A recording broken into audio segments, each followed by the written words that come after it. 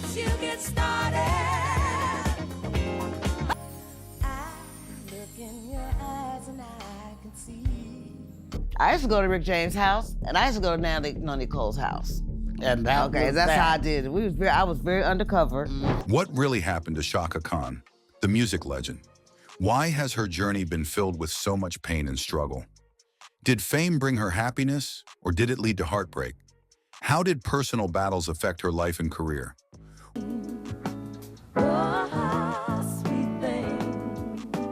What challenges has she faced behind the scenes that most fans don't know about? Let's dive into Chaka Khan's heartbreaking story to uncover the truth. Any apartment that my parents got, they were both artists. They were both painters, and musicians, singers. They would paint the Louvre on our dining room wall. Let's get one thing straight, Chaka Khan said during an interview from Los Angeles. When asked about the difference between her bold stage persona, Chaka Khan, and the woman-born Yvette Marie Stevens, her answer was unexpected. At last count, there were about 60 of us, she joked. Every morning I ask, okay, who's here today? Over the years, she admitted, she lost touch with Yvette, the girl she was before fame. Born on March 23, 1953 in Chicago, Illinois, she grew up in a creative home. Her father, Charles Stevens, was a free-spirited beatnik, and her mother, Sandra Coleman, could do anything she put her mind to. Chaka was the oldest of 5 kids and lived in Hyde Park, which she called an island in the middle of the madness of Chicago's South Side. Her parents divorced when she was 10 and both remarried later. There are 4 of us, actually. Like 5. Okay, there are 3 girls. Tammy, me, and Zaheva, and then there's Mark. There's 4. Music was always in her family. Her sister Yvonne became a singer called Taka Boom. My sister, Chaka Boom. Yeah. She's done a lot of dance music. She's got lots of dance albums, lots of hits. I remember when Chaka Boom came through the Undisputed scene. Truth. She's with them. Smiling Faces. Yeah. That's her. A lot of her hits though are mostly European hits. And her brother Mark played in funk and soul bands. He's a bass player, arranger, singer, writer. He and I are like that. We've written many songs together. And in the studio, if you slow down my voice, I sound exactly like him. And if you speed up his voice, He sounds exactly like me. Chaka also had 2 half-sisters, Zaheva and Tammy. Her love for music started young. Her grandmother introduced her to jazz, and she loved rhythm and blues as a child. At 11, she and her sister Taka started a girl group called the Crystalettes. In the late 1960s, Chaka's life changed. She joined her stepmother at civil rights rallies, learning about standing up for what she believed in. These moments shaped her strong personality and helped her succeed in music and life. Once you get started, Chaka Khan recently sat down for a special interview to share her incredible life story. She opened up about her early days in music and how she became part of the famous band Rufus. Did you know Rufus was originally called the American Breed? At first, the band played country music. Chaka felt lucky to work with such talented musicians. Chaka also spoke about her close friend, Paulette. Paulette played a big part in helping her in the music business. She even taught Chaka how to put on false eyelashes, though Chaka admits she doesn't like them now. Back when Chaka was starting, she sang in clubs. Sometimes she would take a break from her own show to run across the street and watch Paulette perform. Their friendship grew, and they learned a lot from each other. When Rufus asked Chaka to join the band, she was thrilled. At first, they sang country music and even covered songs by Hall & Oates. One of their early songs, Whoever's Still in You Is Killing Me, didn't become a hit. But Chaka wasn't discouraged. She saw it as just the beginning of her journey. whatever's thrilling you is killing me. During the interview, Chaka shared how much music means to her. She called it a universal language. She loves trying different types of music and said she can even sing opera and songs in other languages, just like her idol, Aretha Franklin. Chaka joked that she hasn't tried Chinese folk music yet, but if she finds a song she likes, she'll give it a shot. She also shared a funny story about how she got married at just 17. Chaka wanted to sign her first record deal but was too young to do it without her mom's permission, So she lied to her mom, saying she was pregnant. The painting on the wall say you got married at like 17 years old. Yeah, that was to run away, to be free. Because I got my first album deal with ABC Dunhill. And I was too young to sign. Her mom took her to City Hall, and Chaka got married, gaining the freedom to follow her dreams. So I lied to my mother, told her I was pregnant. Chaka's career truly took off when she joined Rufus. The band was already popular in Chicago, but Chaka's powerful voice helped them reach new heights. They even toured with the Rolling Stones, which was a huge deal. Chaka proudly said her voice is unique because she can sing almost any kind of music. Chaka also shared stories about touring with her band, dealing with racism, handling fame, and even her special moments with Prince. Remembering her early days with her band, Rufus, they traveled across America on tour buses, stopping at truck stops along the way. While they enjoyed the good food, not every stop was fun. We faced racism, Chaka said, explaining how being black in some parts of the U.S. made things hard. To stay safe, they asked white band members to order food at certain places. Despite these challenges, the band stuck together.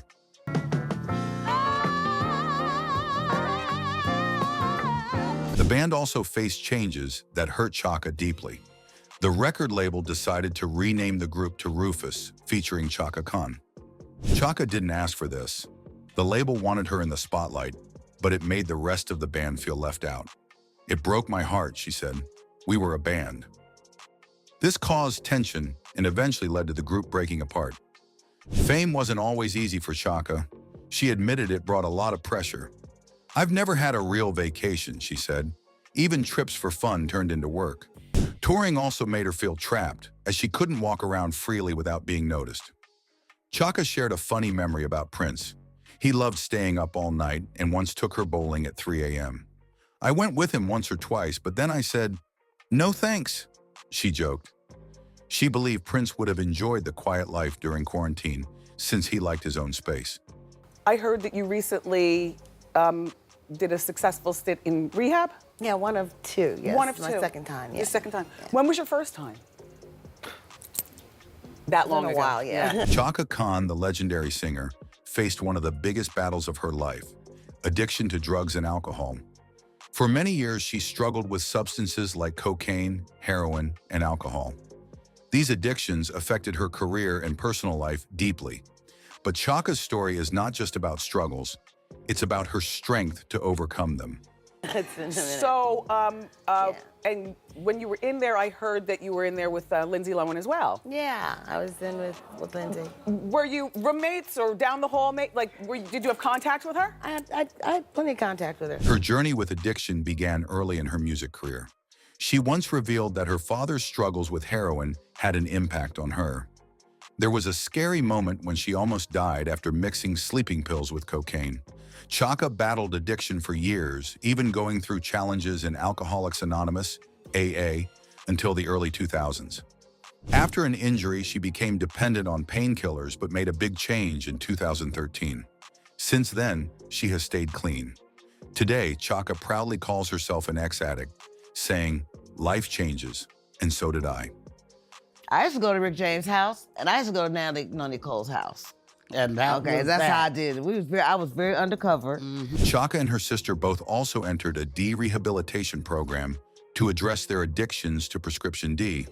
Khan disclosed that the deaths of her close friends like Whitney Houston and Prince played a significant role in motivating her to seek help.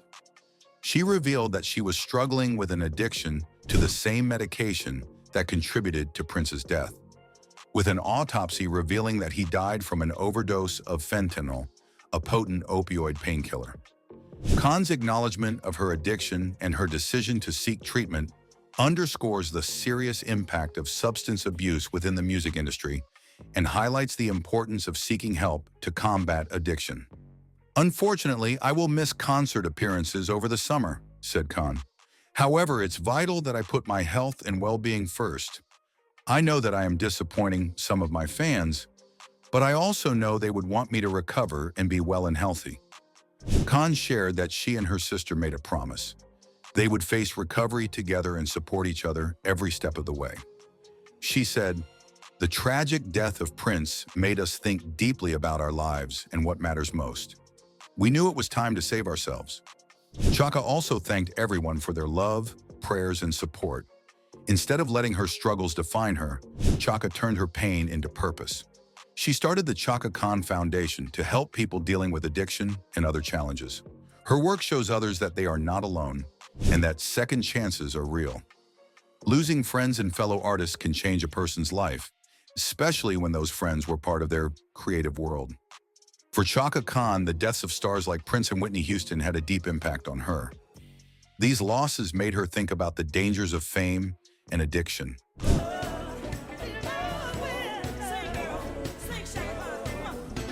Chaka Khan and Prince were close friends for many years. They first met in the late 1970s because of their love for music. Over time, they worked on several projects together, including the famous song, I Feel For You. This song became one of Chaka's biggest hits. Chaka often called Prince a musical genius, but also said he was very private. She explained that Prince was good at hiding his personal struggles. Even though they spent a lot of time together, she never saw him use drugs. Prince was skilled at keeping his problems secret, and he always seemed strong and in control. When Prince passed away, Chaka was shocked and heartbroken. She couldn't believe someone who seemed so perfect could be hiding so much pain. Learning that he had secretly battled addiction was hard for her to accept. For Chaka, losing Prince and Whitney Houston was more than just losing friends. It was a wake-up call about the hidden struggles many face in the spotlight. Chaka also had a very strong reaction to the way Whitney Houston's death was handled. In 2012, after Whitney passed away, Chaka Khan criticized music executive Clive Davis for hosting a party the night of Whitney's death. The party took place at the same hotel where Whitney had died, just a few floors above. Chaka didn't understand how Clive could go on with the party while someone he cared about was in so much trouble. She said, "I thought that was complete insanity." She believed that Whitney wouldn't have wanted a party to go on under those circumstances. She thought it was disrespectful to continue with the event while Whitney was fighting for her life. What did you feel about that? I thought that was complete insanity.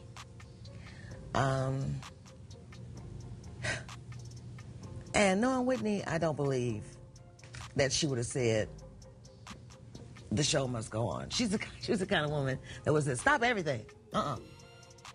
I'm not going to be there. Chaka Khan had actually planned to attend Clive's party, but when she heard about Whitney's death, she couldn't bring herself to go. She was upset by how people allowed Whitney to spend a week in the city before her performance, especially since Whitney had struggled with addiction. Chaka shared that, because of her own experience with addiction, she would always make sure to arrive in a city only a day before a show to avoid temptation.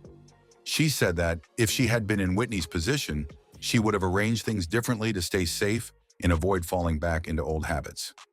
Khan didn't hold back when she talked about what went wrong for Whitney Houston. She said that the people who brought Whitney into the music industry, especially Clive Davis, should have done more to protect her. Chaka believed Whitney needed someone by her side to make sure she wasn't surrounded by bad influences. Chaka's words led many fans to criticize Clive Davis. People were upset when he kept the party going, while Whitney's body was being taken away. Some fans felt Clive cared more about business than Whitney's health. There were even whispers that Clive might have cared more about Whitney's success after she passed away than when she was still alive. Another shocking part of her story came when she opened up about a violent moment in her marriages. Chaka's life wasn't without its tragedies either.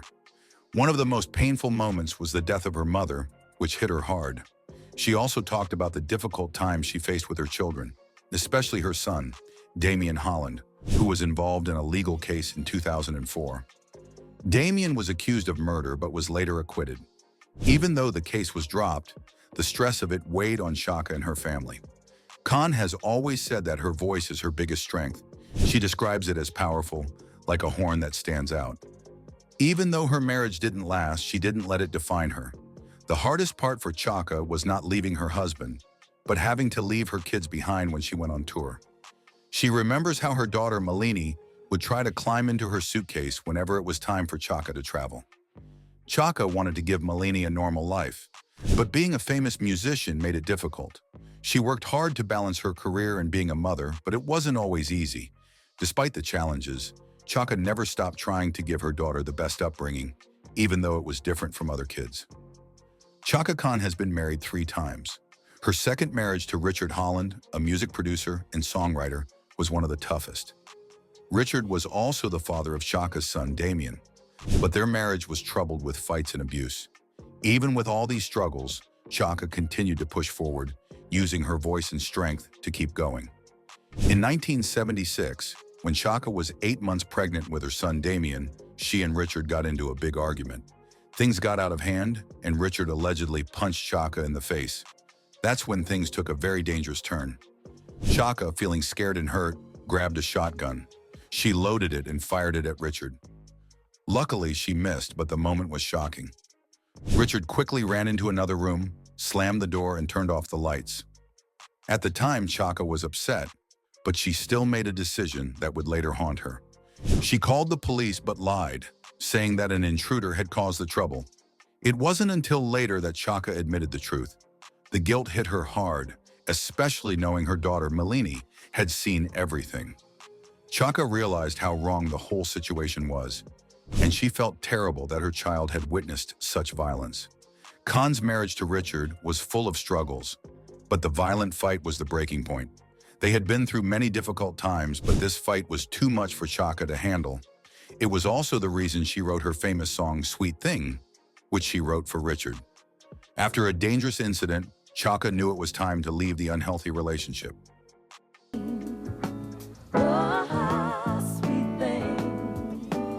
Looking back at her tough journey, Chaka is proud of how strong she has become.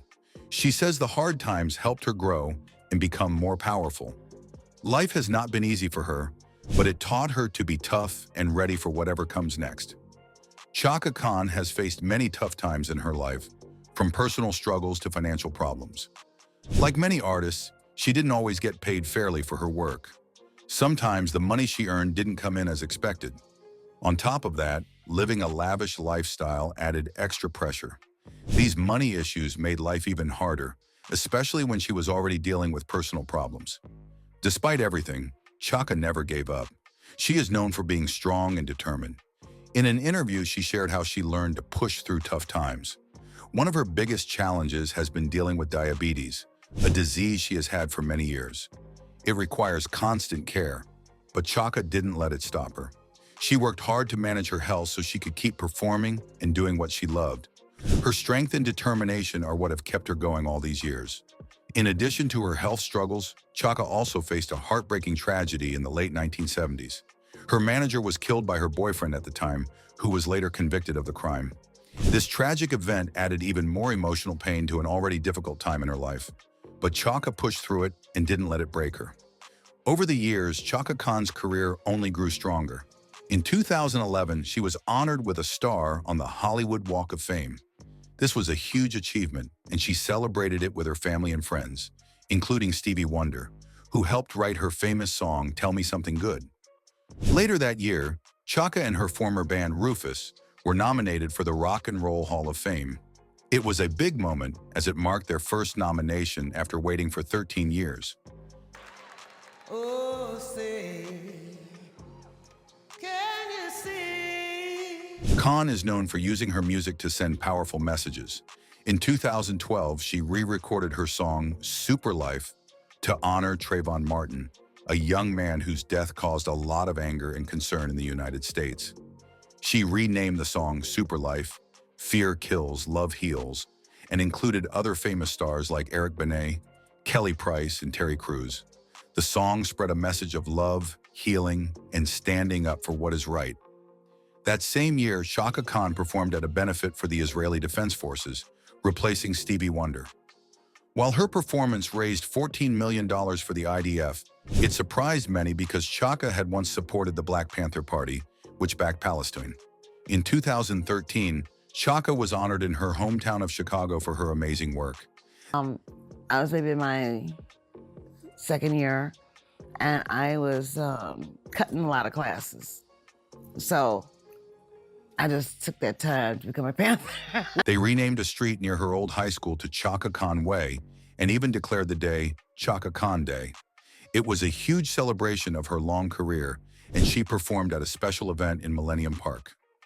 Chaka was also the Grand Marshal at the Bud Billiken Parade in Chicago that same year.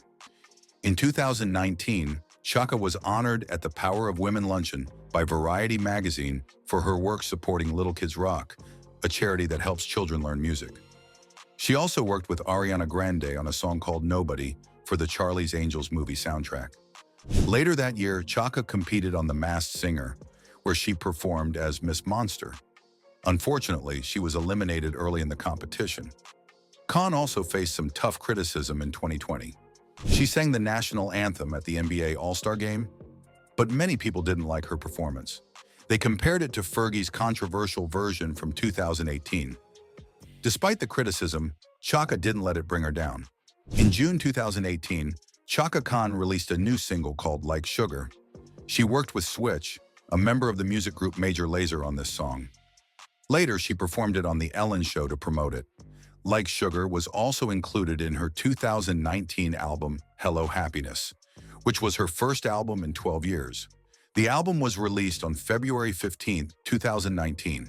In January 2019, Chaka Khan was the Grand Marshal for the 2019 Pasadena Tournament of Roses Parade in California, a big event that takes place on New Year's Day. Later that year, Chaka was honored at Variety's Power of Women Luncheon for her support of the organization Little Kids Rock. Other famous women like Mariah Carey and Jennifer Aniston were also recognized that day. She also worked with Ariana Grande on a song called Nobody for the Charlie's Angels movie soundtrack. In 2020, Chaka competed on The Masked Singer as Miss Monster. She was eliminated and revealed after the third episode. Later that year, she sang the national anthem at the NBA All-Star Game, but her performance faced a lot of criticism on Twitter, with people comparing it to Fergie's performance from 2018. In 2021, Chaka appeared on the American Idol finale, singing some of her biggest hits. She also joined Todrick Hall on his album Feminine and participated in a Versus battle with singer Stephanie Mills.